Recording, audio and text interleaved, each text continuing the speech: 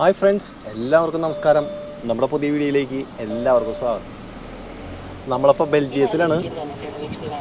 ബെൽജിയത്തിൽ load ഇറക്കാൻ വേണ്ടി വന്നതാണ് പൂക്കൾ.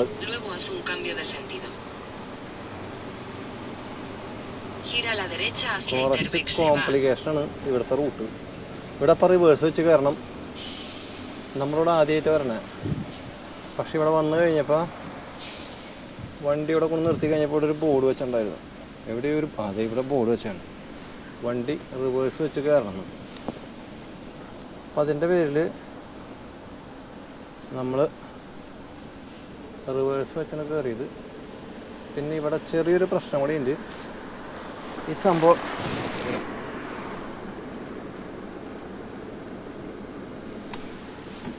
റെമോൾക്കാരുടെ ഫ്രണ്ടിലത്തെ ഭാഗം താഴ്ത്തിയില്ലെങ്കിൽ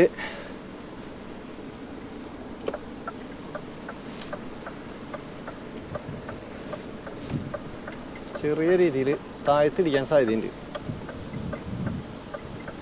ഇതവിടെ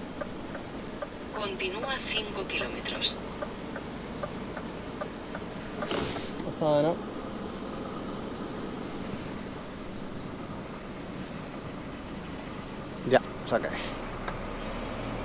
അപ്പോൾ നമുക്ക് ഇവിടെ നിന്ന് വെച്ച് തന്നെ വണ്ടിയുടെ ബാക്ക് അറേഞ്ച് ചെയ്യാൻ പറ്റും. അപ്പോൾ ഇവിടെ വന്നിട്ട് നമുക്ക് വണ്ടി റിവേഴ്സ് വെച്ച് കയറേണ്ടി വന്നു. ഇവിടെ നിന്ന് അപ്പോൾ പുള്ളിയോട് പറഞ്ഞു തരാമെന്ന് വെച്ച് കഴിഞ്ഞാൽ,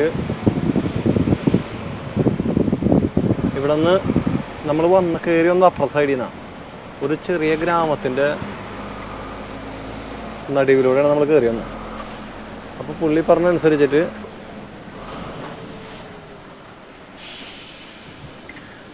രണ്ടാമത്തെ സെമാഫ്രോ എന്ന സിഗ്നലിൽ അവിടെ നിന്ന് റൈറ്റ് എടുക്കാനാണ് പറഞ്ഞത്. മൊബൈലിൽ കാണിക്കുന്നത് വേറെ റൂട്ടാണ്. പക്ഷെ നമുക്കത് എടുക്കാൻ പറ്റില്ല. അതിലെ കൂടെ ഒന്നും ഇത് കയറില്ല. നമ്മളിപ്പോൾ ഏകദേശം ബെൽജിയത്തിൻ്റെ ബ്രസൽസിൻ്റെ സെൻറ്ററിൽ നിന്ന് ഏകദേശം ഒരു 8 kilometre 6 കിലോമീറ്ററിൻ്റെ പുറമേണത്.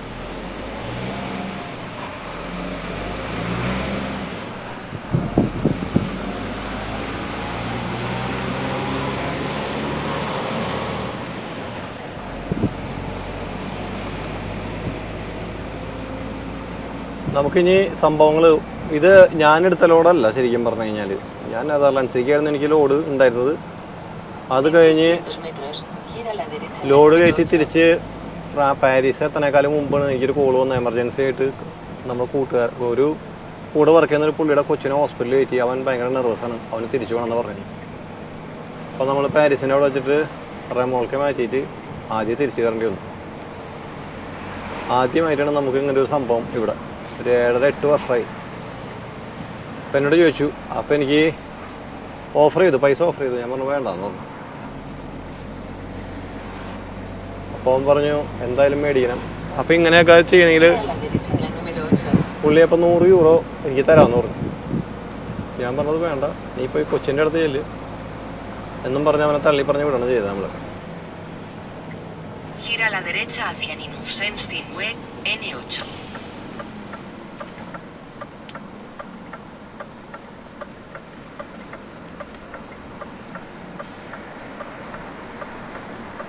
Continúa por N8 3 kilómetros. അവിടെ ഇത് വരുമ്പോൾ നമുക്കൊന്ന് നിൽക്കാം, അതായിരിക്കും നല്ലത്. കാരണം കുറച്ച് തിരക്കുള്ള റോഡാണോ എന്നൊരു സംശയം. ആവശ്യമില്ലാത്ത റിസ്ക് എടുക്കാണ്ടിരിക്കാനുള്ള നല്ലത്. ഓഞ്ഞു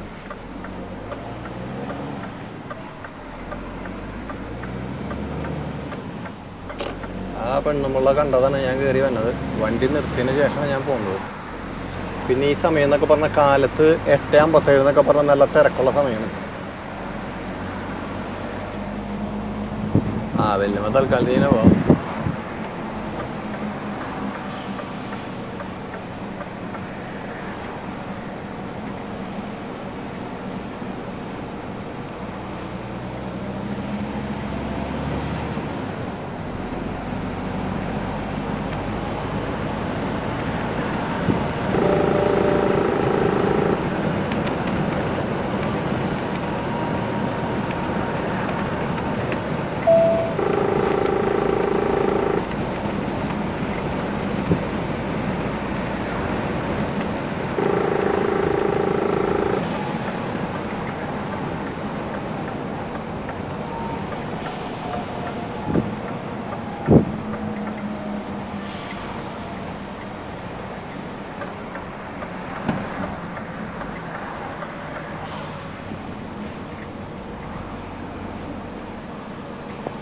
ഇതാണ്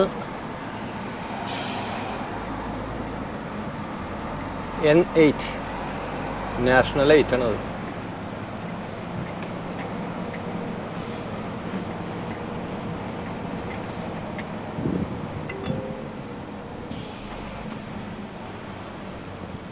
ഇവിടെ നിന്ന് നമുക്കൊരു 1.5 കിലോമീറ്റർ. ഇത് മോയൻസ് എന്നാണ് ഇതിൻ്റെ പേര്.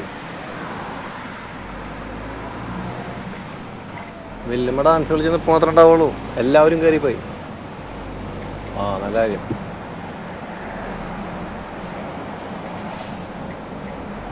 ഇതാണ് ഇവിടുത്തെ റഡാറുകൾ. 50 സ്പീഡ് ലിമിറ്റ് മാക്സിമം. ഗ്രാമം വിട്ട് അപ്പുറത്തോട്ട് മാറി കഴിഞ്ഞ് കഴിഞ്ഞാൽ പിന്നെ 70.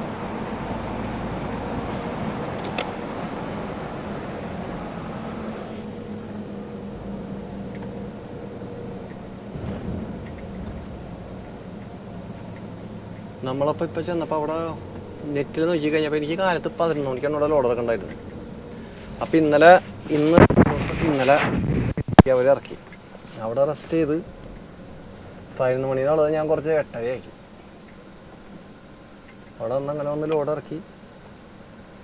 അപ്പോൾ അവരോട് പറഞ്ഞിരുന്നെങ്കിൽ അവർ നേരത്തെ വന്നേനെ, അല്ലെങ്കിൽ അത് തുറന്നിടാമായിരുന്നു എന്നൊക്കെ പറഞ്ഞു. അപ്പോൾ നമ്മൾ ഇങ്ങനത്തെ കാര്യങ്ങൾ പക്ഷേ ഇനി ഇവിടെ വന്നത് 2 വർഷം കഴിഞ്ഞിട്ടായിരിക്കും, അല്ലെങ്കിൽ 3 വർഷം കഴിഞ്ഞിട്ടായിരിക്കും, ഒന്നും പറയാൻ പറ്റില്ല. കാരണം ഈ പൂക്കളുടെ പരിപാടി യൂറോപ്പ് മൊത്തം ഉണ്ട്. ഫ്രാൻസിൻ്റെ കണ്ടമാനുണ്ട്. ഞാൻ ഇത്രയും വർഷമായിട്ട് ആദ്യമായിട്ടാണ് ഇവിടെ വരുന്നത്. ഡിസംബർ, ജനുവരി, ഫെബ്രുവരി, മാർച്ച് ഈ 4 മാസങ്ങളിൽ കൂടുതലും പൂക്കളുടെ ലോഡാണ് ഉണ്ടാവുക. എല്ലാം ഉണ്ടാവും, പക്ഷേ എങ്കിലും പൂക്കളുടെ ലോഡ് കൂടുതലായിരിക്കും. അപ്പോൾ നമ്മൾ ഇതുപോലത്തെ ഗ്രാമത്തിൽ വരുമ്പോൾ ചിലപ്പോഴൊക്കെ പെടും. ചില റൂട്ടിലേക്ക് ട്രാക്ടർ കയറില്ല.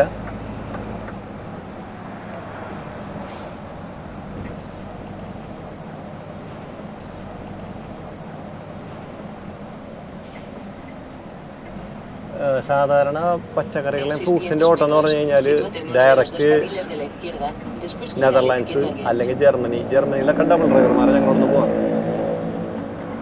ഡ്രൈവർമാരാണ് പോവാറ്. നെതർലാൻഡ്സിലേക്കാണ് സിംഗിൾ. അപ്പോൾ കറക്റ്റ് 6 അല്ലെങ്കിൽ 7 ദിവസം കൊണ്ട് തിരിച്ചെത്താൻ പറ്റും. ഒരു 400-800 5000 താഴെ കിലോമീറ്ററും കിട്ടും. നമ്മൾ അങ്ങനെ പ്ലാൻ ചെയ്തപ്പോൾ തിരിച്ചു പോണ സമയത്താണ് അടുത്ത പരിപാടി. ഞാനപ്പോൾ കഴിഞ്ഞ ശനിയാഴ്ച ഇറങ്ങിയതാണ്. ഇന്നിപ്പോൾ വ്യാഴാഴ്ച.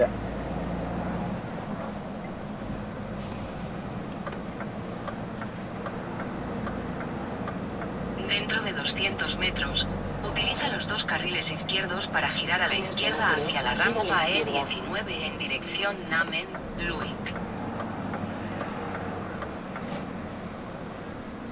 പിന്നെ എന്തായാലും നമുക്ക് ഇവിടെ തന്നെ കിടക്കാം.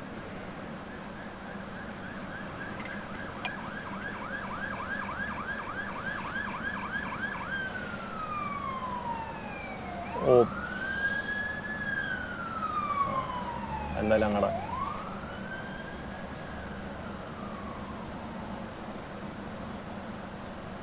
നമുക്കപ്പോൾ ഇവിടെ നിന്ന് ഇടത്തോട്ട് എടുത്തിട്ട് പോകണം.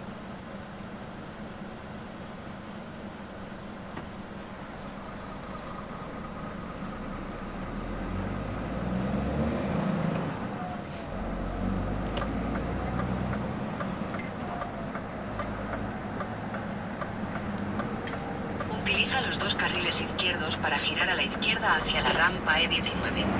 Luego incorpórate a E19.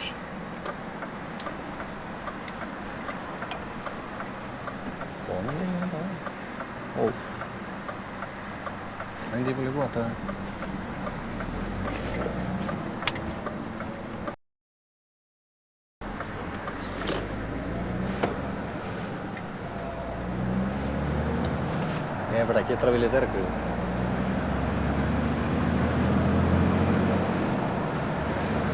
ഉമ്മാരെ വിചാരം എന്ന് പറഞ്ഞു കഴിഞ്ഞാൽ നമ്മൾ ചവിട്ടി കൊടുക്കുന്നു.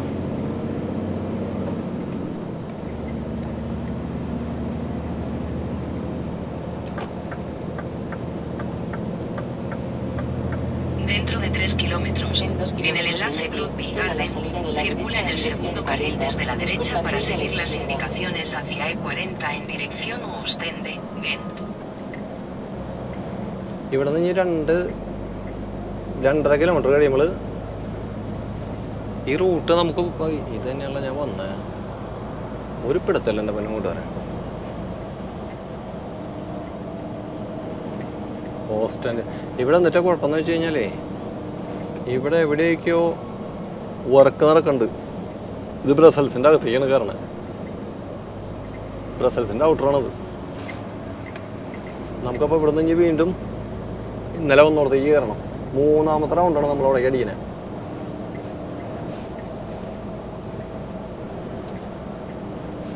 ഇവിടെ പണി നടപ്പുണ്ടായിരുന്നത് എഴുതി വെച്ചു.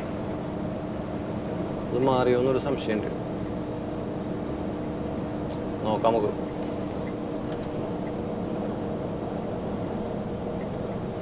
ഇല്ലെങ്കിൽ കറങ്ങി തിരിഞ്ഞൊക്കെ പോവാ, അല്ലാണ്ട് പിന്നെ എന്നാ ചെയ്യാനാ. നമുക്ക് ജെൻറ്റിലേക്കാണ് പോകണ്ടേ. ഹാൻഡ്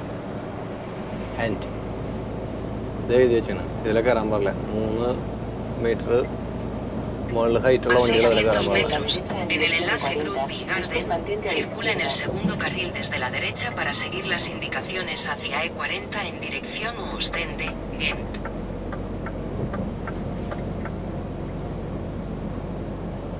നമുക്ക് ഹെൻഡിലേക്കാണ് പോകേണ്ടത് എന്നാണ് എൻ്റെ ഒരു അറിവ്. En el enlace Grootby Garden, circula en el segundo carril desde la derecha para seguir las indicaciones hacia E40 en dirección Ostende. Luego utiliza el carril izquierdo para tomar la rampa E40. Utiliza el carril izquierdo para tomar la rampa E40. E40 എന്ന് പറഞ്ഞാൽ E40.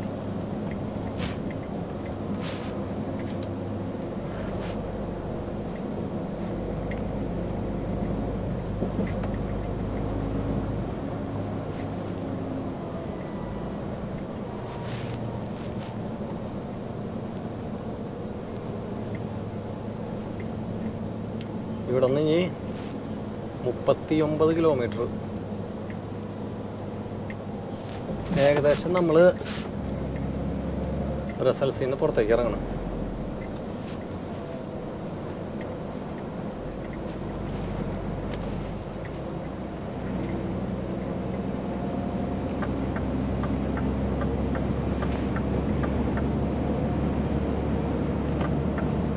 Sigue por la 40.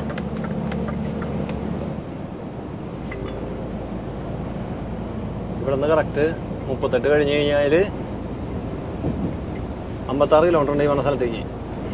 അവിടെ പോയി load ഇറക്കുക. അതിനുശേഷം അടുത്ത load കയറ്റാം. വീണ്ടും താഴ്ത്തി.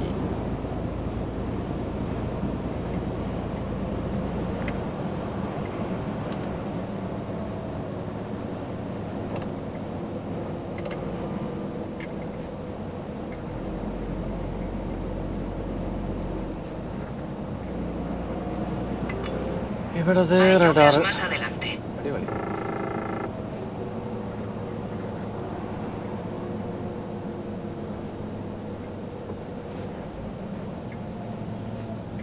അവിടെയാണ് വർക്കൊന്നും നടക്കാനുണ്ട്.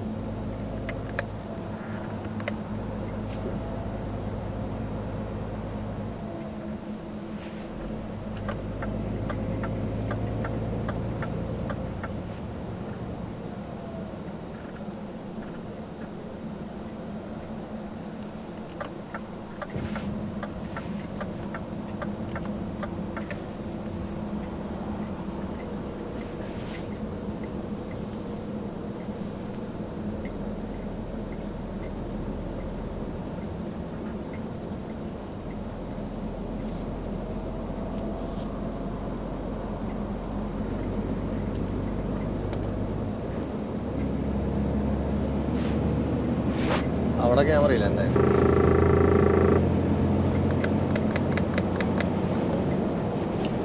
കൂട്ടുകാരെ, അപ്പോൾ ഇതൊക്കെയാണ് വിശേഷങ്ങൾ ഇന്നത്തെ. അപ്പം ഇനി അവിടെ ചെല്ലണം, ലോഡ് ഇറക്കണം, അടുത്ത പരിപാടി എടുക്കണം, നേരെ വീണ്ടും തിരിച്ചു താഴ്ത്തിക്ക്. നമ്മളപ്പോൾ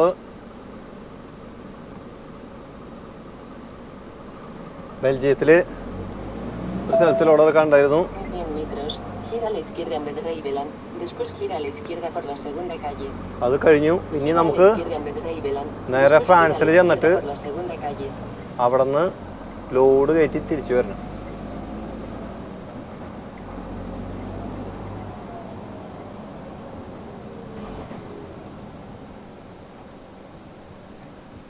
പണി പാളിയോ എന്നൊരു സംശയം. അല്ലല്ല, നമ്മൾ ഈ വഴിക്കാണല്ലോ വന്ന.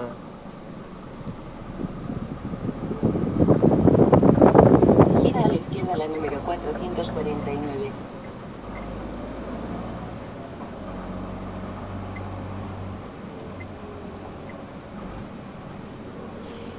നമ്മൾ എന്നിട്ട് വന്നത് ഈ വഴിക്കാണ്.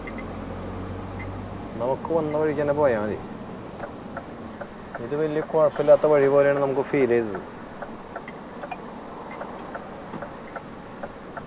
അതെ, നമ്മൾ വന്നത് ഈ വഴിക്കാണ്. യെസ്,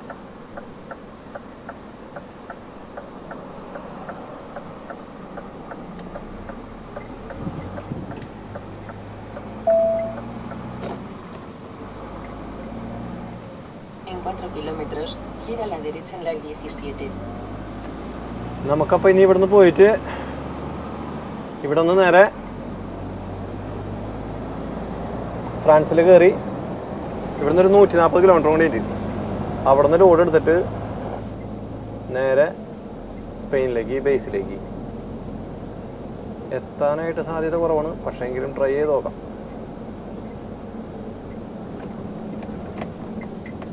മിക്കവാറും 24 മണിക്കൂർ എടുക്കേണ്ടി വരും തോന്നണം കേട്ടോ. ഇവിടെ വന്നിട്ട് സ്പീഡ് ലിമിറ്റ് വന്നിട്ട് 60.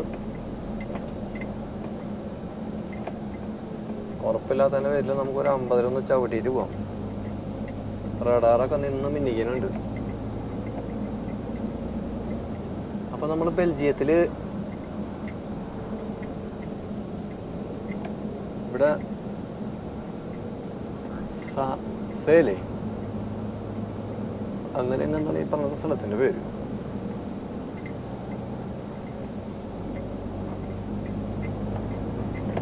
നമ്മൾ ഈ വഴിക്കാണ് തിരിച്ചു ഇങ്ങോട്ട് വന്നത്. ഇപ്പുറത്തെ സൈഡിൽ കുറച്ച് റഡാറുകളൊക്കെ നിന്ന് മിന്നിക്കുന്നുണ്ടായിരുന്നു. ചിരിച്ചു കാണിക്കാനുള്ള സംഭവം നമ്മൾ കൊടുത്തല്ലേ. ഇവിടെ 45 രൂപ തോന്നുന്നു ഫൈൻ.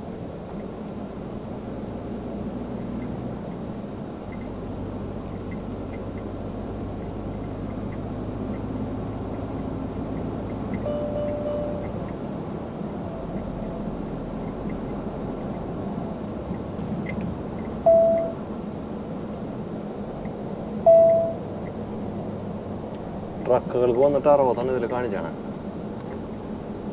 നമുക്ക് തൽക്കാലത്തേക്ക് എന്തായാലും 60 പോവാം.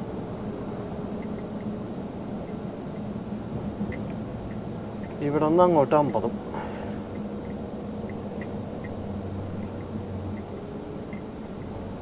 സാധാരണ ഗതിയിൽ നമ്മൾ ഇതുപോലെ ഗ്രാമങ്ങളകത്തേക്ക് കയറുമ്പോൾ മൊബൈലിൽ ഇത് ഇതാക്കി വയ്ക്കും. ലൈറ്റ് അടിച്ചാണ് ഇങ്ങനെ.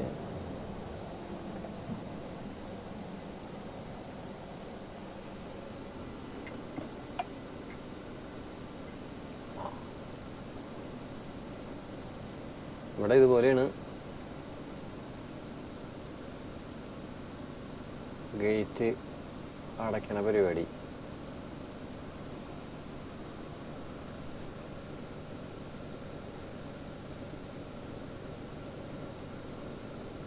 ഈ സ്ഥലത്തിൻ്റെ പേരാണ് ബീർവെൽഡ്. പണികളൊക്കെ നന്നായിട്ട് നടക്കുന്നുണ്ട് പുരോഗമനത്തിൻ്റെ ഭാഗമായിട്ട്. അപ്പം നമ്മൾ ഇതിൻ്റെ സമയം കിട്ടിയപ്പോൾ മൈക്രോവേവിൽ ഒരു ചായ വെച്ചു. ഇവിടെ എളുപ്പ പരിപാടി എന്നിട്ടെന്ന് വെച്ച് കഴിഞ്ഞാൽ മൈക്രോവേവിൽ ചായ വയ്ക്കണതാണ്. പാലൊഴിച്ചിട്ട് അതിൽ ഒരു ടീ ബാഗ് ഇടും, സ്വല്പം പഞ്ചസാര ഇട്ടിട്ട് അതിലൊരു 3 മിനിറ്റ്. നമ്മുടെ വീട്ടിലെ മൈക്രോവേവ് പോലെയല്ല, വണ്ടിയിലെ സമയം എടുക്കും. ഒരു 3 മിനിറ്റ് വെച്ച് കഴിഞ്ഞാൽ ആ സംഭവം തിളച്ച് പൊങ്ങി വരുമ്പോൾ തന്നെ ഓഫ് ചെയ്യണം. ഇല്ലെങ്കിൽ നമ്മൾ ക്ലീൻ ചെയ്ത് മസ്കടാവും.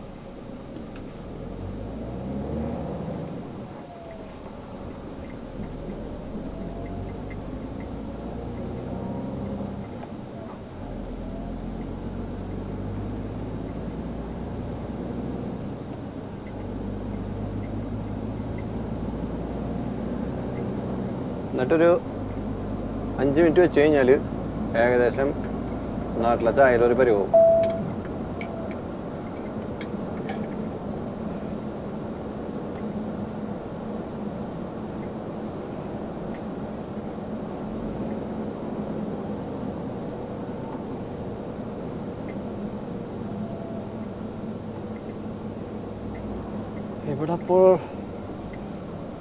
ഇവിടെ ഗ്രാമങ്ങളിലെ സ്പീഡ് ലിമിറ്റ് വന്നിട്ട് 50ആണ്.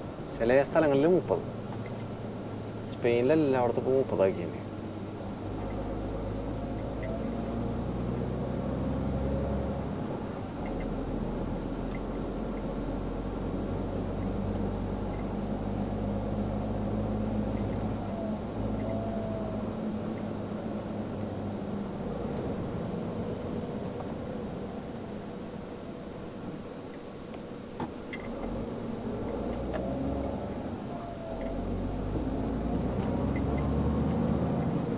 ഇപ്പോൾ സമയം വന്നിട്ട് 10:56.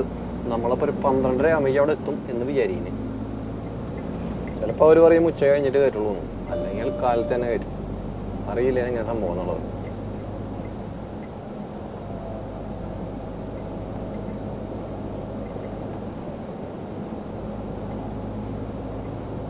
En 800 metros, gira a la derecha en la 17.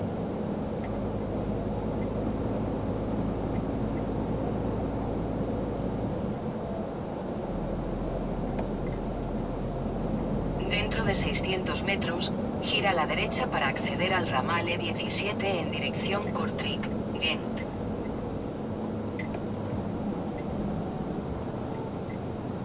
ഇവിടെ നിന്ന് നമുക്ക് ഹൈവേയിലേക്ക് കയറണം.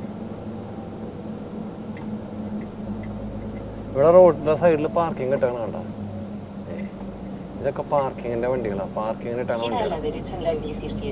Gira a la derecha para acceder al ramal E17. ഈ 17 ഇപ്പോൾ സമയം 11 മണി ആയതുകൊണ്ട് വലിയ തിരക്കില്ലാണ്ട് നമുക്ക് കയറാതെ പോവാം. Incorpórate a E17.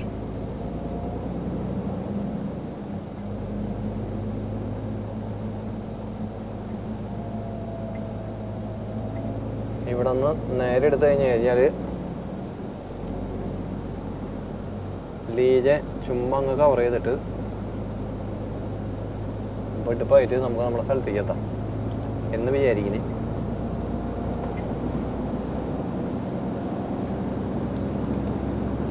Continúa por E17 62 kilómetros. Sigue por la E17.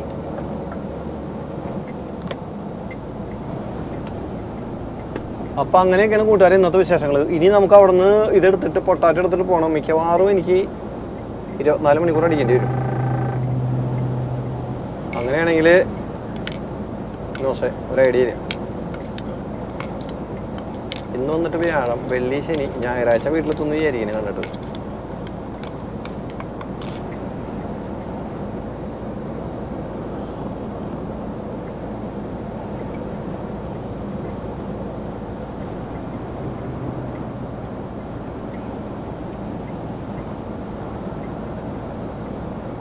അപ്പോൾ ഇവിടെ നിന്ന് നേരെ 8 കിലോമീറ്റർ.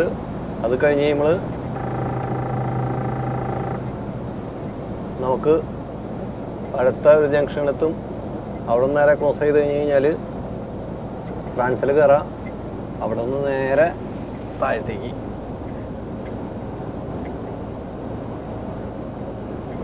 അറാസ് എന്ന് പറയുന്ന സ്ഥലത്തേക്കാണ് നമുക്ക് പോകാനുള്ളത്. നമുക്ക് പോകുന്നതിന് മുമ്പേ തന്നെ